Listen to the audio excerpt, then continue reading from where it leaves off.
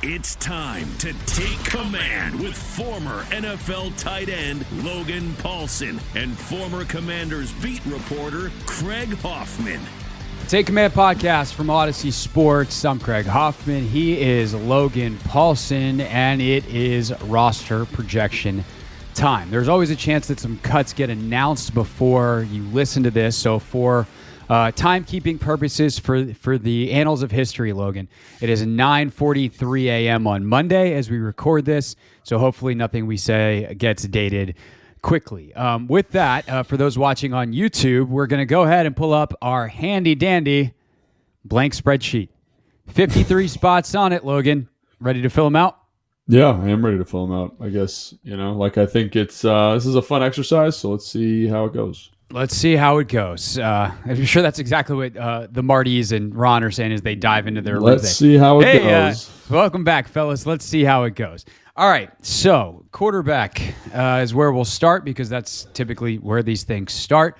Sam Howell is QB1. You think so? No, I'm just kidding. I do believe that that's what they told us. Jacoby Brissett is QB2. And then I think we get to the first interesting discussion point, which is there's a lot of people that are very impressed with Jake Fromm. And I think they should be. He had a good preseason, yeah. I think Fromm had a good camp, a good preseason. He was excellent in the last two games. But if I'm putting together this roster, I need that real estate, and I am not keeping three quarterbacks, even with the new rule change. No, and I think he's a guy that can easily get to practice squad. I think the other thing is I think people think, I guess he's got to clear waivers. He's got to clear waivers to get to practice squad, and other teams can claim him. But you can still have conversations with that player potentially about getting him back on the roster. I think it's fine. I think Jake Fromm is an excellent 3. I think he'll make it to practice squad. I think he's got practice squad eligibility. I just kind of went through the roster this morning and figured out who would be good fits for practice squad, and he feels like a perfect guy. So, I think he'll be around the organization. I think in a pinch you can elevate him if you need to. He's a good backup. I understand why people are fired up about him. I'm fired up about him too. Like Fred Smoot's always giving me a hard time because I'm talking about Jake all the time. But I think he's had a really good offseason, and I think he deserves to have that people talking about him. But I do think those are your top two. He's not beating Jacoby Brissett, especially when you pay Jacoby Brissett $10 million. He's your practice squad quarterback. For sure. And can we double click on that for a second? Because there are people that, and there's like loud, fan voices, I'll say, that, and some guys that I like I know I saw Big Doug saying the other day, like, hey, I really like Fromm. Like, should he be QB2? Yeah. Why that is not palatable. I mean, I understand. Beyond the money. Yeah, I understand why people say that. But I think what you're doing with your second quarterback is you're looking for some type of assurance and some type of confidence in that player. And for me, a guy that has played for 8 years in the NFL, has been in multiple different offenses, has seen NFL defenses, knows what the speed is. And Jake has played, but not to the level that Jacoby's played. It's not gone well when Jake has played. I looked it up the other day. You know his career QBR? I have no idea. It's 15.4. Yeah, so I mean, we saw how he played in the 17th game of 2020 or 21. Yeah, like I think he's a very talented guy. I think he's got a good arm. I think he's got some moxie to him that gets you excited. I think there's a lot of things there. To me, he's like Taylor Heineke plus kind of, And one of the reasons you bring Jacoby Brissett in is because he's better than Taylor Heineke. And it's not from the preseason. Like Jacoby's had a good preseason, good training camp. I think pretty good preseason. I think a lot of people look at yesterday's game and are like, oh, Jacoby, from 1-to-1 comparison, he's playing against better guys in the preseason. And say what you want about Jake, like this is speaking from my personal experience. When I got to play the last half of a preseason game, I knew I was going to dominate that son of a gun. Because there's a lot of dudes out there who don't play football. You know what I'm saying? Like who aren't going to be playing football here in 3 weeks. And you can get after those guys. And I think there's a little bit of that going on. And I will say this team and the depth of this team also supports them at a really high level. Like that third string offensive line did a great job. The third string wide receivers like Bryson Tremaine, Tinsley, Kaz Allen, name your guy. Those guys are good football players that deserve a shot at playing in the NFL. Curtis Hodges is the tight end. You know what I mean? Like they've got guys that are good around him, and usually that's not the situation with a third quarterback, so they don't look as good. But here, that they did a great job of insulating him and supporting him, and he had a good performance. And I think But ultimately, like, I want the guy who's played better against NFL defenses, who was he was a top 15 graded quarterback in the NFL last year in Jacoby Brissett, and a guy with great leadership skills, great experience, especially to support someone like Sam. I don't want two young guys in the room if I can help it. And Jacoby, to me, is just too valuable. Like, the experience is what you're getting there, and that's extremely valuable. Like when I was in Atlanta, for example, Matt Schaub is the backup quarterback, and Matt Schaub, I think, is a good player. When he had to get in, it wasn't always the best, but his leadership in the building, the way he supported Matt Ryan, the way he supported different positions, it was like having another coach there. And I think Jacoby might not be to that level, but I think he brings a lot of that. And I think that's something that, again, that'll never show up, on a stat sheet, but that brings wins to your football team when you got guys like that on the roster. 100%. He's a better player. He's got more experience. And I think something that I'm going to keep bringing up is how do you not lose good players? How do you make decisions that make it so that you don't lose guys? If you cut Brissett, he's gone. Someone else will sign him in 5 seconds. If you cut you bring him back on Wednesday or Thursday as the practice squad quarterback, and you don't think twice about it. And is there a chance someone could pick him up as their 3 active? I guess there's a chance, and if they don't want to pay him, because sometimes you can pay a practice squad guy, a veteran minimum, and they'll be like, yeah, no, I'll stick around. Yeah. Like, I'm going to be the 3 here, the 3 there. And if the money's the same, I'd rather stay with Eric Bieniemy, right? He can make that decision. 100%. 100%. A place where they've played 3 quarterbacks every year since 2017. So, those conversations can happen. But one of the things that's going to come up for sure in some other position groups is certain guys, I think, are going to be easier to keep on the practice squad and continue to develop. And even if you call them up in the middle of the season when they've had a chance to continue practicing and get better, fine. But for right now, I just think there's too much real estate in other positions. Fromm is, I don't want to say guaranteed, but much more likely to get through the practice squad. And all that stuff is even secondary to the fact that Jacoby Brissett is I would even say, significantly better player than Jake Fromm at this stage of their careers. And so this is pretty easy to me. We'll take 2 quarterbacks, Howell, Brissett, Fromm. I'll even put Fromm's name down over here in this other column as guys that we would like to keep on the practice squad, and we'll 100%. See how many we wind up with. I mean, there's no doubt about it. Like, that's a guy you want in your program, you want in your building. Like, there's no doubt in my mind that's what you want. So he deserves to be around, I guess is what I'm saying. 100%. And we talked about guys that aren't going to be playing football here in a couple of weeks. Like, there's a level above that is practice squad guys that are going to be practicing football for much of the next year. And Jake Fromm's at that level where if he went to a USFL or an XFL, like, he'd be one of the better players for 100%. Sure. And that's salute to him for that. That's hard. You're still one of the best 1% to 2% football players in the entire planet. But, making an NFL roster, the bar is higher than that. All right, running backs. Brian Robinson Jr. Wow. Check. You're really... Antonio Gibson. Check. Chris Rodriguez. Check. Anybody else? No. I think Alex Arma would be an interesting one. I don't know how you want to classify him. And is he on your 53? Because if so, we can write him down. Because he's on mine. The thing about Alex Arma in the next 48 hours is I think Alex Arma will be a huge contributing member to this football team this year. He's going to play fullback. He'll play a little tight end. He'll probably play some teams. But because he is a fullback, I think he's a guy that you could put on waivers if you're trying to make a roster move. You know what I mean? And just kind of have him sit there and then re-sign him on, Thursday if you wanted to. Like, have him sit around for a couple days. Like, basically what Kyle did to me when I was in San Francisco. I think he's that type of guy, and that's, again, he'll be on the team for a big chunk of the year. He's going to play football for this team, but does he make the 53 on Tuesday? Yeah, Tuesday, 4:00. Does he make the 53? I think because of the position that he plays and because of the low value of that position, I don't know, but again, he'll be around quite a bit. So let's do this. Let's put him down for right now. Yeah. And if we need the spot, we'll come back. Because that's a really great point, and I haven't heard anybody else say that, and it's really smart. Because some of this roster finagling is absolutely going to need to happen for this team, and that is a guy that, and the thing is, too, like, I would bet he's probably on, like, a 1-year deal. It doesn't really affect his money at all. Yeah. Like, if Ron goes to him and is like, look, man, you're going to be on the team on Thursday. We just need to keep some other guys, we're going to get bring you people right to back. IR or whatever, We need to get someone to IR. Like, I understand that you don't have to say yes, but like, this is what we would like to do. And we think that we can get away with it with you because of the position you play. Like, if I'm him, I'm like, yeah, okay. And if someone offers me another bigger deal to come there, then like, sorry, screwed up, Ron. But that's a risk probably worth taking. I don't, mentally, the way I've lined this up for me, I don't think we're going to need to do that with him, but it's a really good point. So we're going to put him down and know we can come back to him. Yeah, but I was just thinking for like Big Phil later on, if you need to get him to IR. He's the guy that we're kind of hinting about for sure.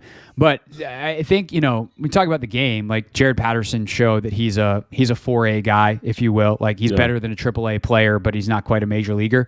Yeah.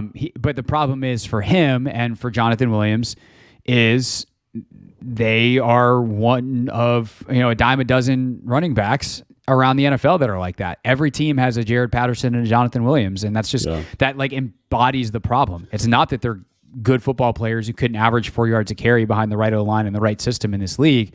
It's just that there's a bunch of dudes who could do that. And also, I think we got to give Chris Rodriguez his credit. Like Chris Rodriguez came out and played at a really high level. He did some really excellent things. He had the fumble, but I think highest yards per carry of any running back for this team in the preseason, did an excellent job. You see the physicality, you see the vision, and I think he deserves it. You know what I mean? Like there was a conversation earlier this offseason. I remember EB had a presser where he's like, Chris Rodriguez has to earn that spot. And I said to him, and I didn't say to him, but like in my mind, I was like, oh, he still likes Jonathan Williams. But I think Chris Rodriguez has just consistently played better. He's a guy that when the pads came on really came to life, and I think deserves a ton of credit. So, hats off to Chris Rodriguez. I think he's earned that position. And, again, he's a draft pick, which helps out, but I don't think it's because he's a draft pick. Like some guys we're going to talk about later, it's like they got to stay because they're draft picks. Mm-hmm. He's not that way. I think he genuinely earned that spot, so good for him. I think he did more than that. I think he earned carries. I think he ran well enough that he's going to get in the rotation with some regularity, and we'll see obviously how it plays out in the regular season, whether he keeps that up once he's playing against ones with ones. But man, He was great. I think he was one of the leading rushers in the entire NFL in the preseason. I think so. Good job, Chris Rodriguez. All right, I put Patterson and Williams on the practice squad. Probably only one of those guys. I did this exercise earlier just to see. So since you did it, what's the practice squad rule? Remind everybody like what we're talking about here. So it's a little bit more complicated now than it used to be. It used to be like 7 guys, and they all had to have less than 3 years experience. Now you can have 6 guys of unlimited experience, 10 guys of 2 years of experience, and an unlimited number of 16 guys with no experience. No accrued seasons. So we're active less than 9 games in one season. Yeah. So what that means, it's like you can't have. What is that? You can't have 16 plus 16. It's like you can have a maximum of 10 of the 16 from those first 2 categories. So you can have 10 guys with NFL experience. The remaining 6 have to be guys with no experience, or however you want to allocate those roster spots. But you can have 16 guys with no accrued seasons. You could have 10 guys with 2 accrued seasons and 6 guys with no experience. But you need to have at least 6 guys, like 6 true rookies, basically, on the roster to kind of flesh that out and make sure you're developing new talent. So does that make sense, Greg? It's like it's a little confusing because it's you can have so there's 10 limited spots. 10 limited spots, yes. And 6 of those can be anybody. The remaining 4 have to be 2 years or less, and then the last 6 are guys with no experience. And let's say like you're the Rams, for example, right? And you've got 1 million rookies. All 16 spots can be rookies. Like 16, right. Like that's the flex spot. You can have as many of those guys as you want. So I think that's kind of the way I look at it. So the problem here is when I did this earlier is you have a whole bunch of offensive linemen you want to keep, and I don't know if you're going to keep 2 running backs on the practice squad. So it'll be interesting to see what they do with that. All right, so we'll circle back around to the practice squad later. I'm going to write both guys down for right now. Yeah, no. All right, so fullback Arma for right now. All right, tight end. I'm going to write down 3 tight end slots. Is that good, or do I need to put a 4th for you? That's kind of how I feel. The only thing that gives me even a second's pause is how healthy is Logan Thomas. Yep. Do you need to keep? I don't think Curtis Hodges has earned that spot. I kind of think Dillon has played a little bit more consistent football than him, and he's got some experience playing in NFL games, so maybe that's the way you go. But again, I think both those guys probably get the practice squad, and then you can elevate as needed based on week one. So that's kind of my thought. I think these guys, the guys you've listed, Logan Thomas, John Banks, Cole Turner, they deserve it. I mean, Logan Thomas was the hottest player on the offense when he was healthy. John Bates has been John Bates, super consistent, and Cole Turner seems to get better each and every day. And like that catch that he had, the game he had against Baltimore, I thought was outstanding. So I think you're in a pretty good spot with those three. It's just about where is Logan Thomas in terms of health. Is he a potential like short-term IR guy? And if that's the case, then you need to bring someone else in. Is it Hodges or Dillon, or do you look on the waiver wire to try to find someone new? Yeah, I think Logan Thomas is going to be ready for week one. So do he has I, been but I'm trending. just saying. Yeah, no, it's a good point to bring up. He has been The good news is he's been trending in the right direction.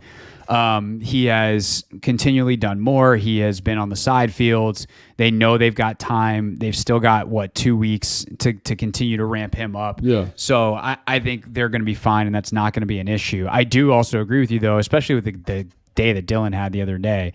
Like blocking and receiving, he has been more consistent than Curtis Hodges. Yeah. But Hodges is the higher upside play where if you're looking future practice squad, like we want to continue to develop. So I think it's smart to write both those down on the practice squad side, but I think that it's pretty straightforward. Yeah. All right. Offensive line. Now we get to have some fun. So if we start, obviously, with the 5 starters and 2 most obvious swing guys. Sure. Then you've got Charles Leno. Did I tell you I was listening to Ben Standing do something today, and he's like, do you think Chris Paul gets cut? And I was like, whoa, that came out of nowhere, Ben Standing. No, Standing, what are we doing? Standing taking a swing for the fences. He does that from every time to time. He's a wild one, that Ben Standing. You think he's just a coy guy and always wearing a baseball cap. No, he's a wild one, that Ben Standing. All right, Sadiq, Charles, and then you got Nick Gates, Sam Cosmi, and Andrew Wiley. And then wanting to call him Tony. That's bad. No, he used to do PR. I know. He would not be a good right tackle. No. All right, Chris Paul, and then Cornelius Lucas. For sure. And I think the next most obvious one is, which without a doubt, is Ricky Stromberg. Yes. So I think those are the 8 locks for this team. There's obviously going to be more linemen, but if I had to pick guys that, like, of the human beings, those are the guys. Yep. Then you get to some philosophical shenanigans here. Shenanigans. Yeah, Matt Paris asked a good question of Ron on Thursday, which is, you guys have not really ever cut draft picks. Is that a philosophical thing, or just like, have you done a good job and they've done a good job? Like, what's the deal there? And he said, no, it's kind of philosophical, where we draft a guy, it's because we believe in him. And even if he's not necessarily ready to go right away and play a role for us, like, we know that we can develop them into doing what we want them to do down the road. So I'm like, okay, well, there's that. And that's kind of the Braden Daniels question. Also, I mean, you can talk about how he played in the game the other night, but he's a guy that if you're going to have a redshirt dude this year, he's the guy. And you drafted him, and this is why it's important when we talk about overdrafting or underdrafting a guy when we do the draft breakdowns in the spring. Like, he's a guy that you drafted higher than I think most teams would have. So you might be able to get in the practice squad, but I just don't think they're going to even mess with that. No, he's on the 53. I think he's trending in the right direction. I do think it's a redshirt year for him. I think it's going to be, but to his credit, and again, like we've been pretty critical of Braden Daniels on this show. Like, he's playing better, and there are times where you see really, really high athletic flashes, which is again why you sign him. So he's done enough to me. I don't want to say to warrant that, but it does feel like he's trending in the right direction. He's given you enough optimism, I think, especially watching him in the last 2 preseason games, to say, all right, he's not there right now, but, maybe week 8, 9, 10, 11, 12, he kind of comes into form, kind of like Chris Paul did last year, and again, it's very different in terms of where they were drafted, but I do think, like, he's got that kind of really high, athletic upside that gets you excited. So, has he had the best preseason of all time? No. Is he Ricky Stromberg? No. But I do think he's shown you enough that says, okay, let's see what happens over the course of the year, and he'll be on the roster. Yeah. Okay. So there's that. That's 9. Now what? And I think you keep 10. I think just from what I've been hearing, I think you keep 10, and I think that guy's Tyler Larson. And again, this is not what I would do. This is a little bit of a predictive thing. We've talked about Tyler a ton. We talked about him on the last show. Like, he's had an outstanding preseason. In the games, he's been great. In practice, he's been great. He's the consummate pro. He looks like he's healthy. Check. All great. So, and because of this team's proclivity for center, he seems like the next guy. And again, it kind of goes back, not in the same way, but to the Jacoby Brissett point. Like, he's a good locker room guy. He's a good leader. He's a good mentor. Like, you need guys like that on the team. I wouldn't hate it. The guy that I would potentially take if I was making the roster would be Scott. But, Scott's been kind of fine. He's not done enough to say, like, I emphatically deserve to be on the roster. So I would say I would probably go. If I'm trying to be in the team set, I'd probably go Tyler Larson. Yeah, no, I hear you. And I think this goes back to my philosophy of how do you do this so you don't lose good players. And Trent Scott's a lot easier to get to practice squad than Tyler Larson. A veteran center who's got some game experience. And by the way, he, unlike Trent Scott, like, Larson takes up one of those really valuable limited or practice squad spots. That is true. If you get him, Trent Scott's just a practice squad guy if you want to throw him there. I will say a good job Trent Scott the other night at left tackle. He had been playing pretty exclusively right, if I'm remembering correctly. And then all of a sudden I look up in the game and I'm like, whoa, that's 73 on the left. Nice job. So I'm going to go ahead and put him on practice squad.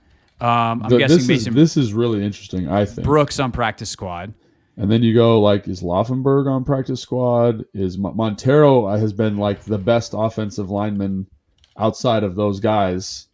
And then you go Jones Smith is another guy that has had a really good offseason. He's 28 and with his first year of experience coming this year. So I don't know, man. It's going to be these 5 guys I think are really interesting for practice squad and the way they want to go, I think. I think Noah Laufenberg, for those watching on YouTube right now, seeing me struggle, Noah Laufenberg's got to go because I can't spell his name. But we got it. We got Noah Laufenberg on our list. Montero is super interesting to me because he's got that guard tackle flex. He's been really good. Has he played tackle for the team? I haven't seen him do it this did preseason. In the past. Like, he was always listed as a tackle previously, and then all of a sudden it's like, oh, he's playing guard now, and he's really good at it. Well, what do you know?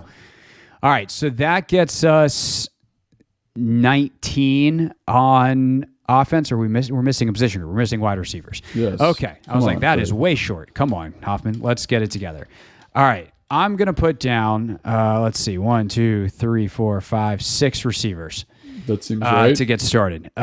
So we got Terry McLaurin, good football player. Jahan Dotson, Curtis Samuel, De'Ami Brown, Byron Pringle. Yeah. Are we still sure about him? I don't know, man. Like, I think so. I think he's done enough. I think the relationship with EB, I think he's played NFL football. That feels like the next spot. I mean, if you're looking just based on production in camp, you'd say Dax would go there, but I think Byron's got a little bit more athletic upside, knows the offense a little bit better. So, and he's played some teams too, right? And it's pretty good at it. He's done a little bit. Yeah, he's done a little bit of that kind of stuff. He's not like a killer, but he's done it and he can do it. So I'd say that because I don't know who you put ahead of him. I think I've heard some names thrown around like, oh, Tinsley should be in that spot. I'd probably go again with the experience here because I do think, despite how good Tinsley was, I think you could still get him to practice squad. So I'd say Pringle, and then the 6th spot for me, I don't know if you disagree, is Dax. Like, it's I know easy for me. That's not like a super. I mean, it is going to be a controversial take because people like upside, but the game Kaz Allen had made this so easy, and it is it's not that all of a sudden I think he sucks. It's the actual epitome of my philosophy thing of how do you do this where you don't lose good players. Right. Kaz Allen, because of his drops the other night, which is what teams know of him because practice is not public. Yeah. Is probably very easily getting to practice squad. He was an undrafted free agent. Priority, you paid him a little bit extra money, whatever. There probably some amount of competition. But if a team really loved him, they would have drafted him. His last performance was not good. Yeah. But he's a guy that I want around exactly in a practice squad role.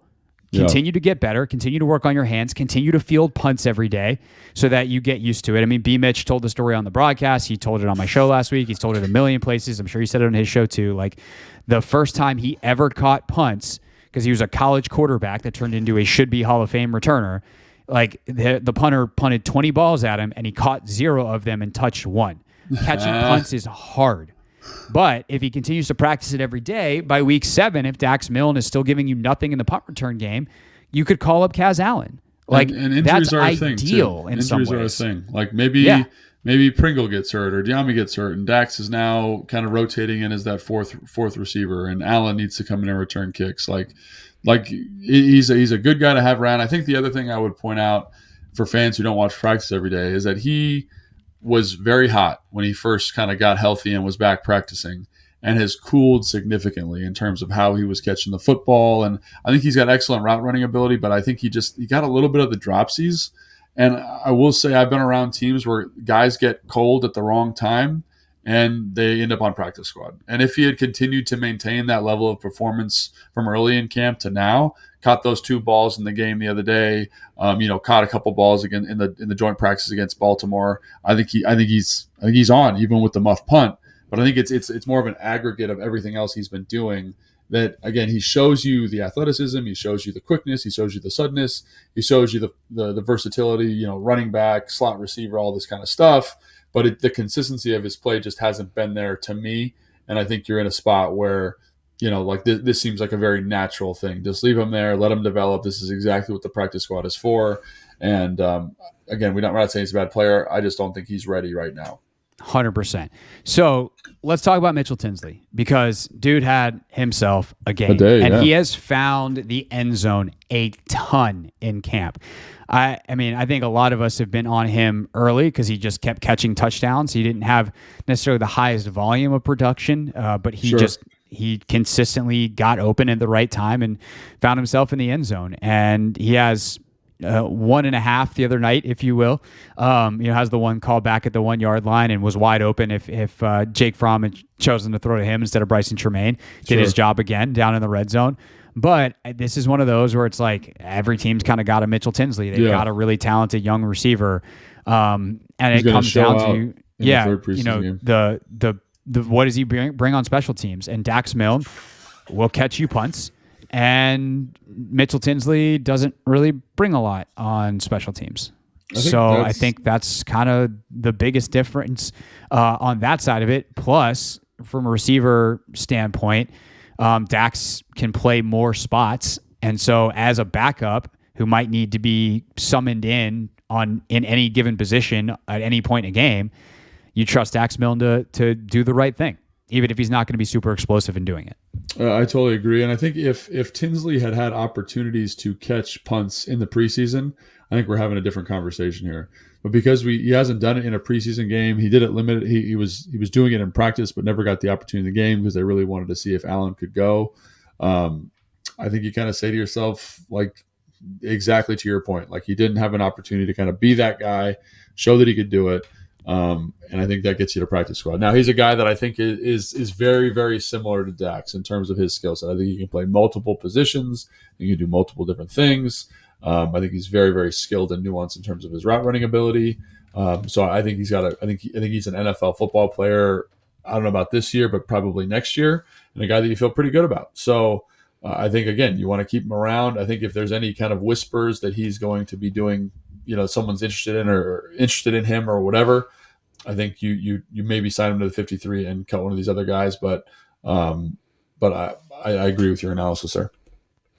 Other guy I'm going to write down for potential practice squad consideration is Bryson Tremaine. I think had a really good camp. He's also different than any other guy they had. He's the tallest guy in the room. Yeah, and I like him. And the other guy that I think would, just to bring up in conversation, is Marcus Kemp for the practice squad. I don't think he makes it to the practice squad because of, those veteran spots are so valuable. Like the thing that I would say about him, Marcus Kemp, I know a lot of people are asking about him, is, to me, he doesn't bring something that is that much different than Bryson Tremaine. Bryson Tremaine is younger. He's cheaper. I think he's got more upside in specific special team situations, specifically as a gunner. And again, the staff might disagree with me on that, but I think Tremaine, watching his college film, can be good in that role, much like Cam Sims was. So that's someone I would just kind of, I think, beats out Kemp for the practice squad spot. And a guy that I really want to, I hope, is on the practice squad. I really, really do. I think once we get to the practice squad portion of this, like you'll see, it's going to be really, really tight. But a guy that I think has a lot of upside and can be a good pro. So I think you try to find a way to keep all three of those guys if you can. Yeah, and live stuff. Marcus Kemp actually is already on the block, so he's been released, according to Ian Rappaport first. There's been a couple of other cuts, no one that's even come up in our conversations yet. Some of them are defensive guys, so we'll get to those as we get to them. But that makes sense because he was a guy that. I was going to say, Kemp is a guy that you release early. He's a veteran. Give him a chance to go get on another roster. And if not, I agree with you that he could be a really, really good guy to keep around because he's a very good special teams player. And that was kind of the thought when he was brought in, was he was going to be not a direct Cam Sims replacement, but that kind of guy. Yep. And it just never really panned out for him here. Pringle is the guy the former chief that made the the list. All right. So that's the offense. Anything else we want to say on the offense? No. I think I just like how many guys we have practice squad listed here, just real quick to review. That's 4. That's 5, 9, 11, 13, 14. Yeah. So we're definitely going to be making some cuts. Some cuts in that group, and it's tough, man, because I think all those guys have played good football. I think the roster, I feel good about the roster, but in terms of the guys that you want to keep around and develop, I think that's also another really compelling thing for this group.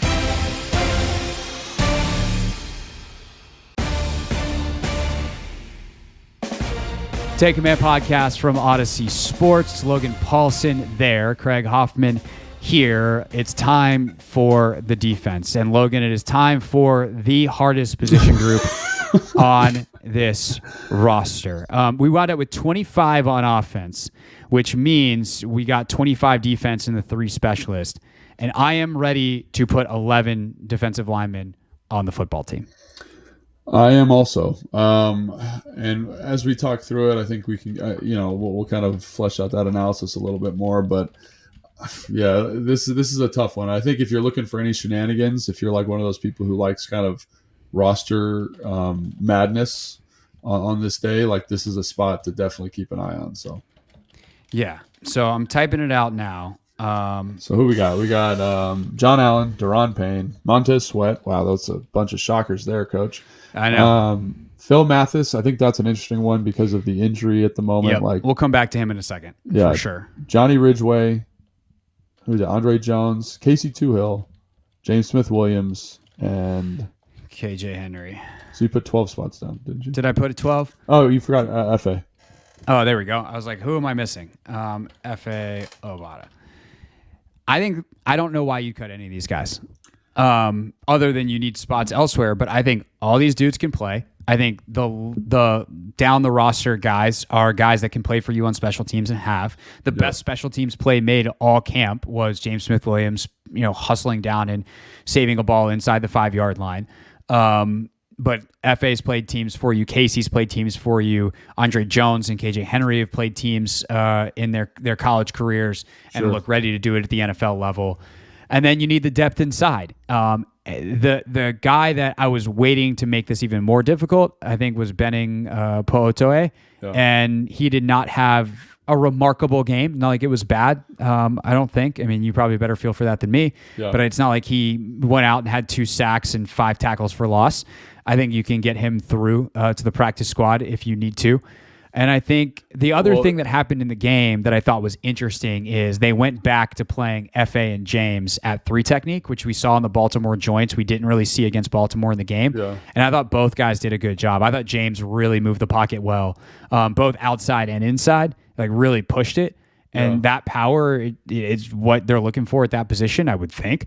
And I think that gives you a little bit more depth behind John Allen at that 3 technique and some flexibility. And at the end of the day, this is, again, the epitome of the philosophy thing. How do you do this so you don't lose really, really good football players? And if you cut any of those 11, I think you're losing a good football player. slash KJ Henry, who has the potential to become one.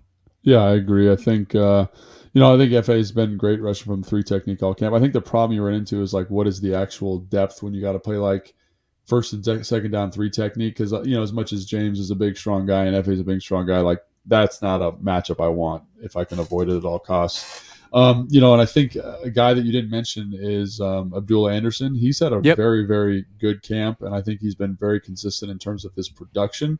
And, I think if you're being totally honest with yourself, I think you probably would cut Ridgeway and keep Abdullah if you're just looking at production. But I don't think they're going to do that. I think they're going to try and get Abdullah to practice squad, I would assume.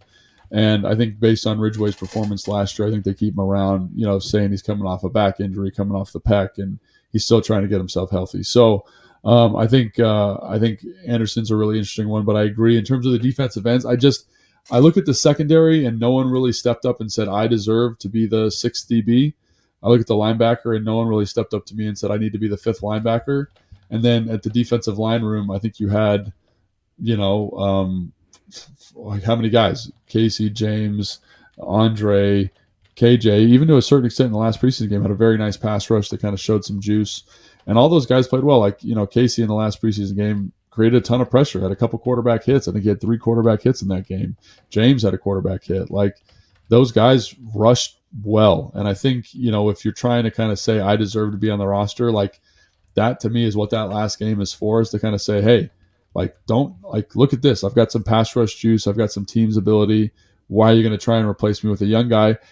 And Andre Jones, who was less consistent in terms of production in that game. And I think when you get to see them one-to-one rushing the same guys down in and down out, you see why those other 2 guys have been in the NFL for 3 years, and Andre's a rookie. So I think that is how I would do it. Again, KJ, because he's a 5th-round draft pick, I think he makes it. So you're at 11, and I think you're looking at, I heard an argument today basically saying that, oh, well, who's going to play teams for you? Like, you don't have any special teams dogs. But I think when you look at linebacker, you've got Mayo, who's a special teams guy, Kalik, who's a special teams guy. You look at the secondary, you got Percy Butler, you got Jeremy Reeves, you got Christian Holmes, special teams guys. Like, those are 5 excellent dudes on teams. I think you can flush that group out saying, hey, we get one of our we get Pringle to play some teams, we get Dax to play some teams, Casey, James, Andre, and you're at 11 guys who are good teams players. And I think Christian Rodriguez will probably end up playing some teams. So I think you're okay from a special team standpoint. Yeah, Arma, that's a great point. So I think I don't think that's a great argument considering like the linebackers and DBs, how good those dudes are at teams. I think you can fill them in with Casey, James, and whoever else. And especially Casey and James run well enough, and especially Jones runs well enough. Like, Jones runs like a linebacker. So he played like a Sam linebacker. He played like that, Clay Matthews position at USC. Yeah, 2-point stance. Yep. So he's a guy that is, for like the roles that you would typically put a linebacker on special teams, like he can do it. So, and again, James had that play where he saves the ball inside the 5-yard line. Like, Casey's had plays like that in the past where he's downfield making, first guy down on punt. Those guys can do it. I think the interesting thing too here is, like, if you cut one of those guys, they're gone, right? Yeah. If you cut Dejon Harris, if you cut Milo Eifler, you're probably able to bring them back on Thursday. Yeah. And this gets into the big Phil discussion. How bad's that calf? Yeah. And what is that? And this to me becomes a very interesting thing too, of okay, well, do you IR Big Phil and then just backfill a 5th linebacker, or do you IR Big Phil and bring up Abdullah Anderson, and do you actually go into Arizona with 11 defensive linemen? Yeah, I think it's a really good question. I think and I think KJ's probably inactive on game day, kind of like Braden Daniels is for the offense. And I think, again, because then I want to make this point very clear, because you have such good teams guys, like really, really high-level team guys in Kalik Hudson, Percy Butler, Christian Holmes, Jeremy Reeves, and Mayo. Like, they're really, really good at special teams. Excellent, right? Mm-hmm. You can get away with having 3 defensive linemen covering kicks. You know what I'm saying? Because you know that they're going to be kind of supplemental guys in the coverage because you've got absolute dogs. If you didn't have that high quality special teams value in those other backup positions, you probably need to make a different decision, but you do. Like I remember when I was with Danny Smith in 2010, 11, 12, he was a special teams coach.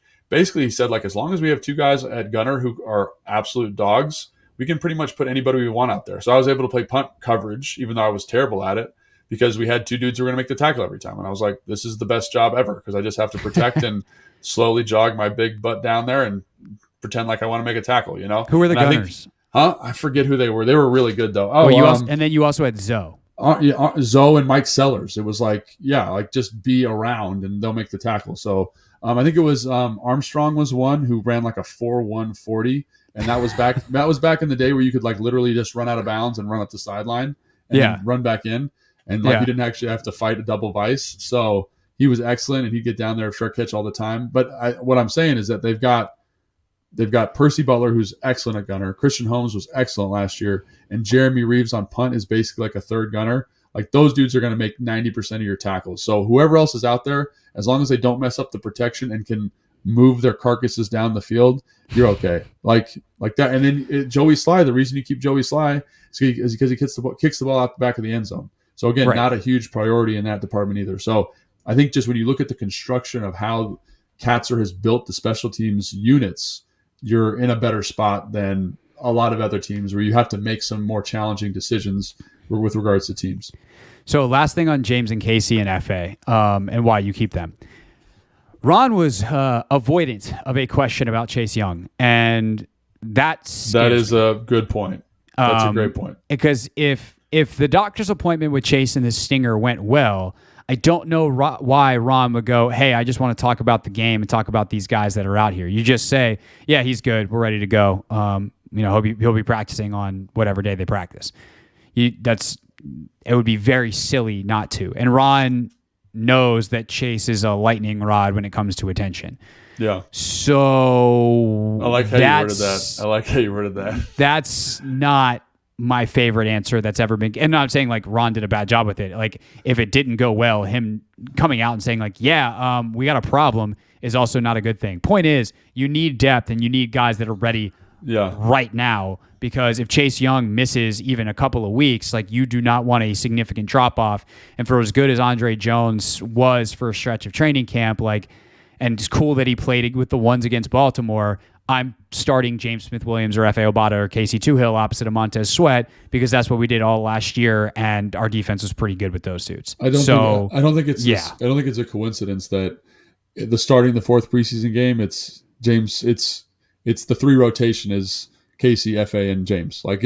They obviously value those guys a little bit more than the other guys, and then they all played well. So it's like... And then they didn't play in the second half. No shoulder pads. Yeah. The other thing I'd say is, what exactly did Ron say about Chase? I didn't realize he was that kind of... I can see if I can pull up the transcript real quick. And Craig, stop me if I'm wrong. Like, you've worked with Zoe. Like, I remember Zoe playing with stingers like it was like a sprained ankle. I remember that being like a very common thing to do. That's why I'm like a little confused by this whole stinger diagnosis. Yeah, so he's asked about Chase's doctor's visit and injury status. He says, no, we're going to talk about the game. We're going to talk about what's coming up, and I don't have to give you guys a report until it's time to. So let's please stay focused on this, which is correct, by the way. They do not have to give an injury report until the Wednesday before the season. And Ron is the type of guy that would play some gamesmanship-y type of stuff and then be like, Chase is fine. I mean, he's but practiced, why? Right? He's if everything's practice. Great. Yeah. I don't know. Yeah, it's weird. I mean, the thing is, like, they told him he practiced, but there was instructions for him and for the O lineman that he was going against, like, stay away from his head, like, keep your head out of things. Please do not mess this thing up and make it worse. He's waiting final clearance for like full contact, and it was not in full pads. So no, I agree. Like, stingers can be things you play through. They can be way worse. So I'm not here to try to mitigate whatever pain he's going through. I'm not saying you are either, obviously. But I don't know, man. When he first got it, it was supposed to be like, he's got a stinger. He'll be back in 3 days, and it's been like 3 weeks. Yeah. So. Yeah, my trust level there is not super high, and that's a great point. That's a great point. And I think you want as many good football players because the Phil thing's interesting, that stinger thing's interesting. So I think you do. That's a great point. You need to kind of make sure you're insulated there, and one way to do that is keeping good football players on the defensive line, especially when you're counting on that group to be very, very productive. So. All right. Any young pass rushers that we want to write down for practice squad consideration? When we the only one would be Bradley King, but I think if you're keeping 11, I don't know if you need that necessarily. Yeah, I think he's had a solid little preseason. He just got a nice sack. Unfortunately for him, he's the same place he's kind of been the last couple of years. Like continuously getting better. I don't want to put that on William, but he's just kind of stuck behind a log jam. Yeah, the other one would be Pryor, who has some pass rush juice, but again didn't play. Was kind of just there for part. Like at times he flashed, but then he was just kind of just there for. Would you keep William Bradley King or would you keep Pryor? Probably William Bradley King. Okay, then Pryor's name's not getting written down, but congrats on getting mentioned in the podcast, and I wish you well in your future endeavors. All right, linebacker Jamin Davis, Cody Barton, David Mayo, Kalik Hudson. Yep. Done and done. And then done. You got Eifler and Harris on practice squad. And is there really anything else to talk about there? No, I mean, the other thing to keep an eye on is I guess Jamin's court case is coming up. Like, how does that go? And then Cody Barton has not played exceptionally well in the preseason. So do they make some type of move for a veteran who gets released? That is something to watch and always something to consider. But I think initially... No, these are the guys, for sure. These are the guys. And I think the other thing, a fun discussion when we get into regular season is, like, who actually plays? Like, Kalik has continued to make plays. He balled. He straight balled in that third game. Like, he had a great game. Yeah. Holy cow. Yeah, he had a Logan Paulsen final preseason game type of game. So, has he found his way on the field? And like with Barton struggling, do your linebackers become Davis and Hudson? And you just have a ton of speed out there, and you trust Jamin to be the Mike. Like, I don't think that's the worst idea that I've ever had. Yeah. That's a low bar, but we'll keep moving. All right. DBs. Safeties. Emmanuel Forbes. Let's do corners first. BSJ, Fuller. Yep. I'm doing full names for roster guys. Good job, Craig. Keep typing. And then we got Forbes, BSJ, Kendall Fuller. I think Danny Johnson is all set. Yep. And then Quan.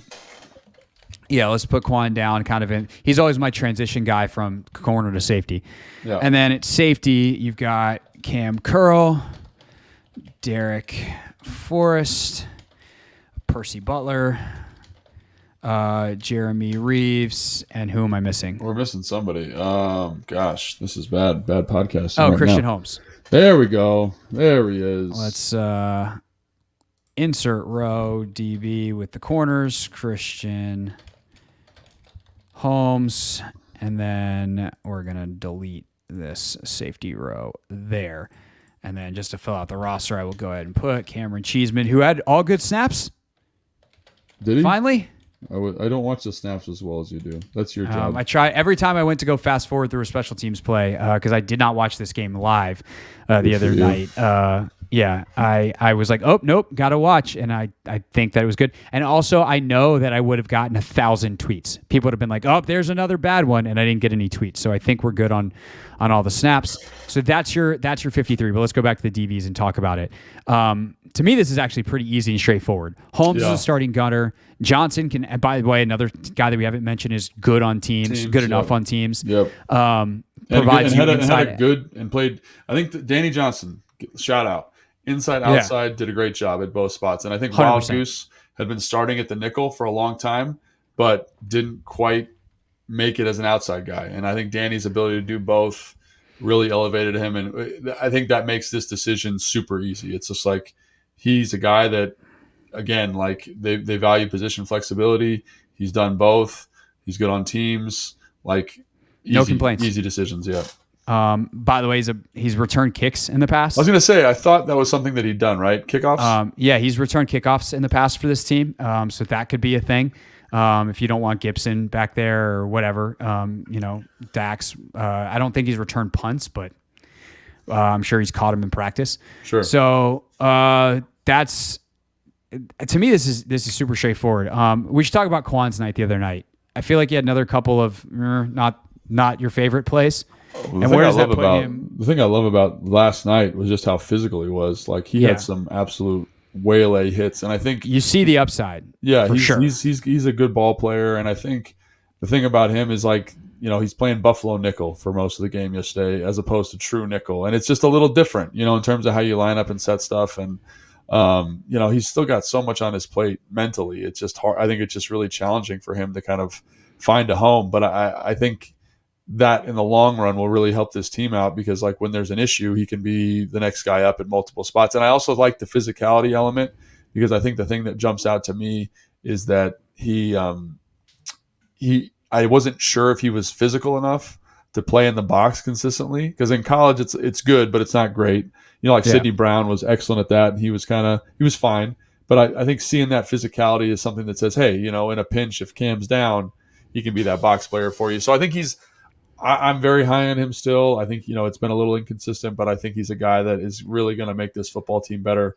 Maybe not in the next 6 weeks, but like 7, 8, 9, 10, 11. And I think can play teams. Like, I think he's a good pick. He's good. He's fit the team well. So I'm high on him. I think all it does is affect like how much you trust him early. But Toby Altizer asked me this on the newly minted Take Command pregame show, which Logan and I will be taking over in the regular season, but debuted its preseason edition the other day with the new name and the fancy imaging and the whole deal. But yeah, Logan and I will be doing pregame again. But Toby asked me when I was on with he and Denton about Quan, and he's like, do you have concerns? And what I told him was this: in the regular season, he is going to have a much more clearly defined and smaller role. Yeah. So this idea that they've overloaded him is true, but it's going to help him in the long run when his job is not so big. He will have had the understanding and the experience of all these different positions, but now it's going to be like, Quan, here is your chunk of plays. Here's the guys you're going to be dealing with. Be very focused on this, and you have a tangential awareness of everything else that's happened because of your experience throughout training camp and throughout the spring of playing all these different positions. And he's going to benefit a ton from the game planning. So no mega concerns about Quan Martin for me. They do probably need to be a little bit more intentional with the role, but like if that's not part of the plan, then that would be very surprised anyway.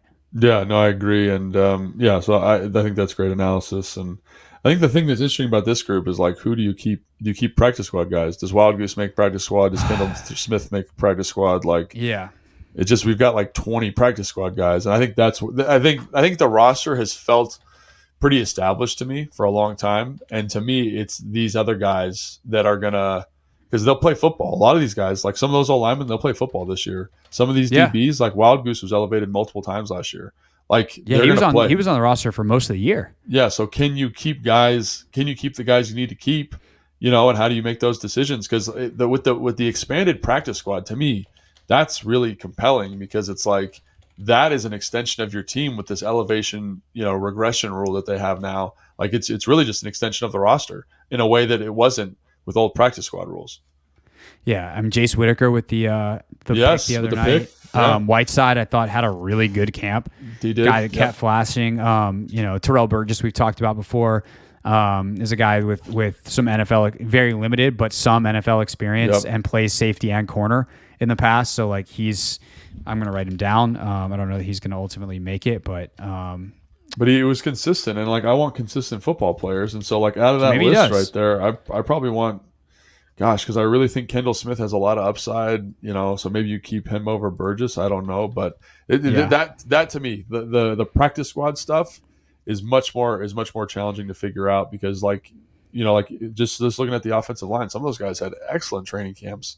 It's just about like, can they figure it out? And I don't know if they can. So, in terms of roster, like the DBs were, because I think the DBs have been easy because guys played themselves out of spots. Well, other guys, the guys that were supposed to play in the spots, played really well. Like Percy Butler had a great preseason. Jeremy had a great preseason.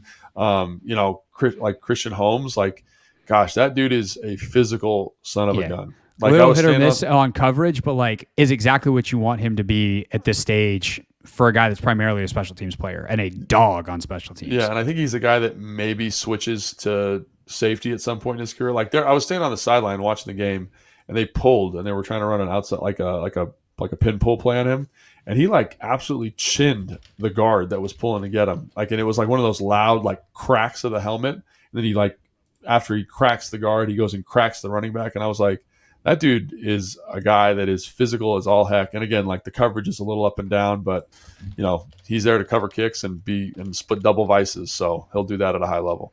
Definitely. Okay. And then Cheeseman, Joey, Tress, done. And wait, you think Tress makes the team? I'm just kidding. I think that he probably has a track record that allows him to proceed forward as a professional football player on a 53-man roster.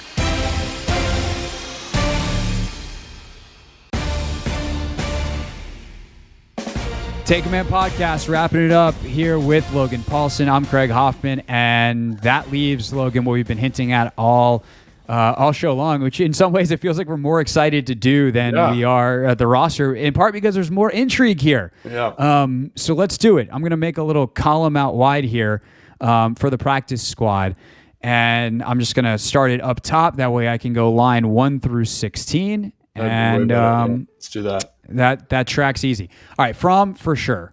Yeah. If they can get him there, I think they can. But that's an if. There will be a practice squad quarterback, and I would like to be from.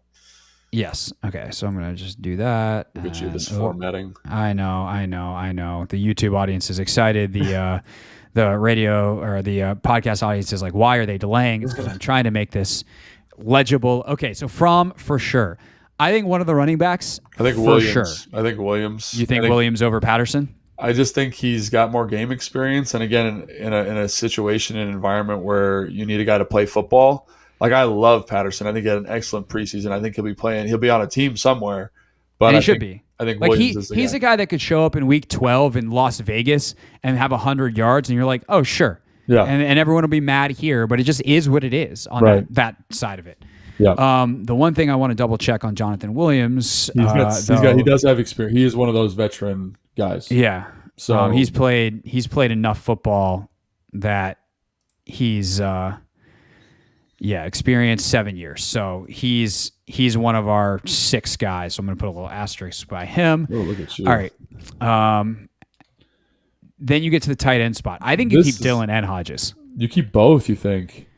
I think you get to that. I think you get to that O line, that D line, and you're going to be like, "We can never mind." One of them. I think so. You're Mr. Tight End. Who do you want? I think Dillon has had a better camp, but you keep a practice squad tight end because you think that one day they could start, and this is a coin flip to me. It really depends on how the guys in the room feel about him. I've been so disappointed with Hodges, just because I thought it was like when Armani got hurt. Like it was there for him. They wanted to keep him, and he just didn't make enough plays. And Dillon is a guy who, like Ron spoke very highly of. He was like, he's just done what we asked him to do. He doesn't make the same mistake twice, and there's an element of professionalism there. I think he counts against the veterans. I think he's played. I think he played only one game. Okay, so he doesn't. In 3 games in 20, 1 game in 21. So he doesn't count. Here's the other thing. Here's my counter argument to that. Is your project guy is still kind of Armani a year from now. That's a good point. And so if you need someone to come in and play and help you this year, Dillon is more reliable than Hodges. It seems that way. And it's kind of like, your boy, Samis last year. Yeah. Like how many projects do you want in one room? And well, it's funny because I think if you needed Hodges to play as like your Y, I think he could do it. I think he's okay in the run game. I think the thing that I'm waiting for is the pass game stuff. Yeah, so maybe it is Dillon. Maybe you're right. Let's go with Dillon. Can't believe I just convinced you on a tight end. Yeah, the comments are going to be on fire. Just let Logan do the tight ends. In my heart, though, I agree with you because like Hodges is not. He didn't do what he should have done. Let's just say that. Yeah. So. All right. So that gets us to the O-line. And by the way, just feels worth mentioning, we didn't need Arma's spot. So that's one to watch for sure. But turns out we didn't need the Alex Arma spot. He can just make the roster on the front end. Okay. Scott. I think Scott. As your 4th tackle, he seems like a roster type of like, he's on the practice squad. He's more of like a reserve team than a project. Correct. I think Brooks is project potential future starter at guard. I think so too. And especially because they gave him a little bit of extra money to sign. I think they want him around. So it'll be interesting to see if they can get him a practice squad because from what I understand in talking with his agent, there was a lot of interest in him. So if they can get him, great. I think they'll try really hard to keep him. So I would expect that to be the case. And then of these next two guys, Laufenberg or Montero, I think you go Montero. I think they like Laufenberg a lot, but I think Montero's been a better player. And then do you keep 4 guys? Like how many? What is that? That's 7? That's 3 so far, and 7 total. Gosh, that's tough. Because I really thought Jones Smith had an excellent camp, and I think he's got a lot of potential. He is 28 years old, though. So that's kind of late in the game for a project. So I think you probably go Laufenberg. Yeah, I agree. All right, so you would keep then for Laufenberg. Okay. Yep. Kaz Allen for sure. Yep. Tinsley. I think Tinsley for sure. I love Bryson Tremaine. I know you do. I love him. Well, how many that'd be 10? Yeah. That's tough. Do you keep unless you're going to be really thin on the practice squad on defense. On the D-line, you probably would be. This is really interesting, I think, because like this is how it goes in the meeting. Like you get coaches standing up on tables for guys, and the only thing I wonder is there someone in the building that's going to stand on a table for him? And I don't know. For Tremaine? Yeah, for Tremaine. Like I would, if I was in there after watching the preseason, after watching practice, after watching how he handled himself, I would stand on the table for him and say, I want this guy in the building. But is Katzer going to do it? Is, the receiver coach going to do it? Is Ron going to do it? Is EB going to do it? I don't know, because I think you ultimately need someone to be like, we need this dude on the roster on practice squad. And I don't know if he has that guy, unfortunately. Yeah. That's a tough one for me. I would be super sad if that happened, because I think he's a guy that I would, if Logan Paulsen is the GM of this team, he's on 9, he's on 7 days a week and twice on Sunday kind of thing. But yeah, you're not willing to give up Allen or Tinsley, are you? I might. So I think I've been a little disappointed with Allen. I think people like him because of the return ability, but I think you've got a guy who's Cam Sims. He's going to be a good pro. He's going to make plays when he gets in there. He's going to play teams for you and have a nice, 7-8 year career just because of the professionalism. And I don't want that guy to walk out the room. And I know people are really high on Tinsley, but I think the physical skill set of Tremaine I'm a little bit higher on. But again, like this is the toughest decision I think here. And if I'm in the room and you tell me you're willing to sacrifice Allen, I tell you that's our future starting punt returner, and he's going to score touchdowns and win us football games with big explosive plays. And you know what I'm going to say to you is I haven't seen him consistently catch punts in his whole career. So because he hasn't had that many opportunities. Right. Like, but you want me to argue with you? That's what I'm going to say. Right. No, 100%. And I'm going to pull up the broadcast of Brian Mitchell telling the punt return story and be like, hey, eventually this dude figured it out and he was pretty good at it. Let's give him some more time to learn, and he's going to catch 1,000 punts a day.